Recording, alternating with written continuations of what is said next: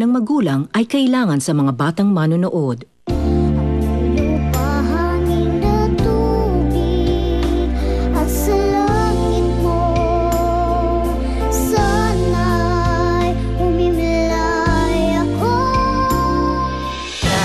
Ito na yung breakfast niya. Dito ka pala kumakain sa kama mo. Ganito pala talagang mayayaman, no? May bisita ka na tayo. Siya yung nawawalang bata? Si Rose Ann? Wala sa usapan natin na makukulong ako. At hindi niyo ako agad nilabas, ha? Tawagin mo na yung driver. Ngayon na ngayon din, susoli natin si Rose Ann sa mga magulang niya. Rose Ann, Diyos ko! Diyos ko, saan ka ba nang galing, ha? Susubukan kong hanapin ulit yung kapatid ko. Dati kasi nasimulan ko na siya. Pero kapag nade-dead end ako, humihinto ako eh. Pero ngayon, sinisiguro ko na hindi ko na talaga titigilan. Flowers for you. Alam kong marami akong nagawang kasalanan sa'yo at hindi sapat ang mga bulaklak na ito para mawala yon. Hindi ako titigil hanggat hindi ka natatama mga pagkakamaling nagawa ko sa buhay ko at love, Andre.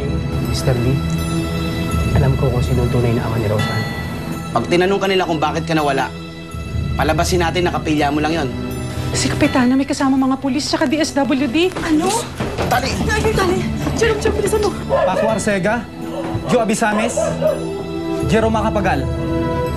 Alam na namin ang pagsasabuatan nyo laban sa batang si Rose Ann Capitolio. Kukunin na ng DSWD si Rose Ann mula sa inyo. Teka lang, sir. Nagkakamali po kayo. Walang problema dito. Rose Ann, halika na. Ano? Hindi pwede, no? Kunin niyo siya. Sandali. Ano yung sabihin nito? Sir, nagkakamali na kayo. Bakit? Di! Di, ano? Tutulungan mo kami! Di, tulungan niyo kami, Di! Kami! Di! Di! Sir Di! Bitawan mo nga ako! Sasama kami! mo! Sir Di! Di, tulungan mo kami! Ano ka ba? Sir Di!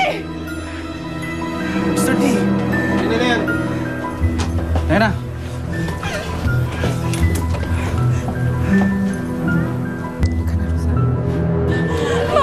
Mamang pulis, sandali lang po. Bako. Mamang pulis. Ako. Pangawan niyo na po.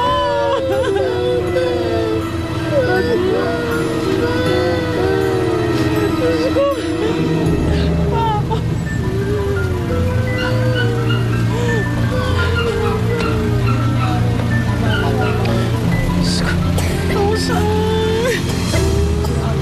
Rosan, sana mapatawan mo kami, ha? Pasensya ka na kung wala akong nagawa para sa'yo. Wala naman po kayong kasalanan eh. Kayo nga po nagsabi sa akin ng totoo. Maraming salamat po, Tita Marie.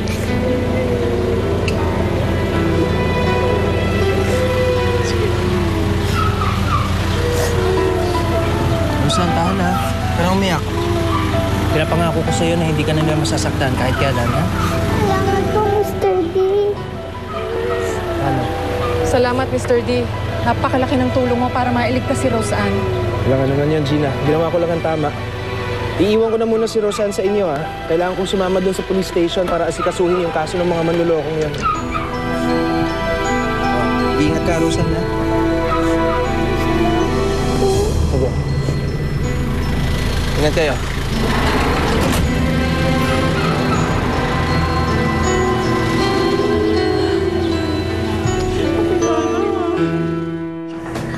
Ladies, I will just schedule the shoot and then when everything's okay, tatawagan na namin kayo. Okay? Maraming salamat. Thank you, Jones. Yes. Bye-bye. Dito po. Thank you po. Ingat kayo.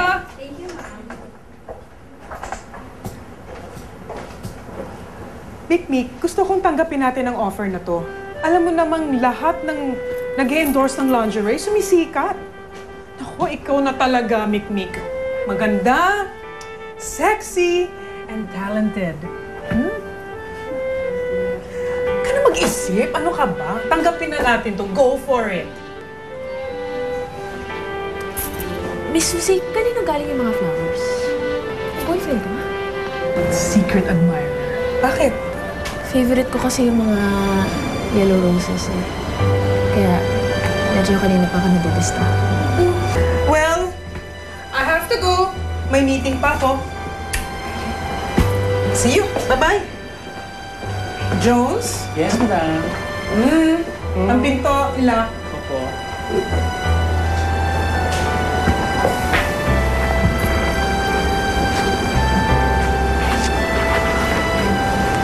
Mikmi, yung flowers, para kasi talaga sa'yo yan eh.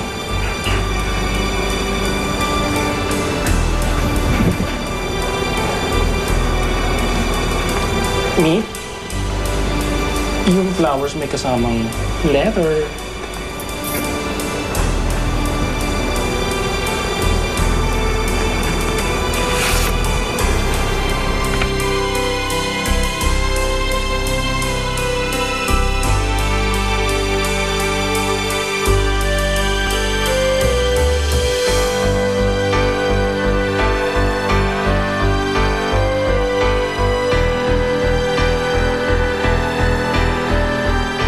Di ba ikaw ang dating artista si Jerome Macapagal?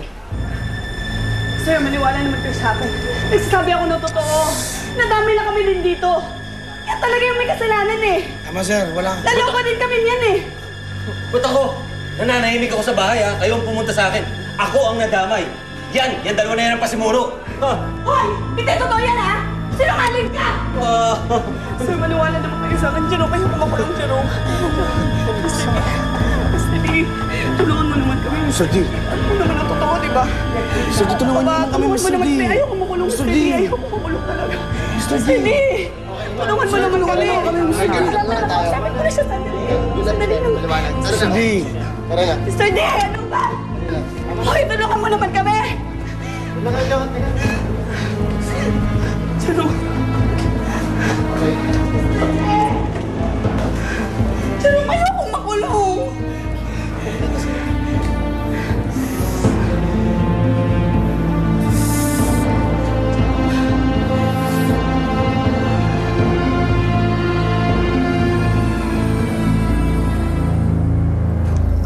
Pare, excuse me alam mo ba kung saan tong address na to? Dito po siya nakatira. Katukin niyo na lang po. Okay, salamat ha. Sige po.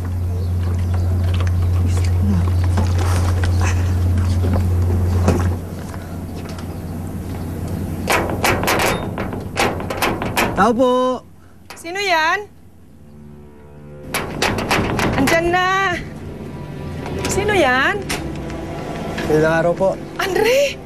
Ikaw si Andre, hindi ba? Sino hanap mo?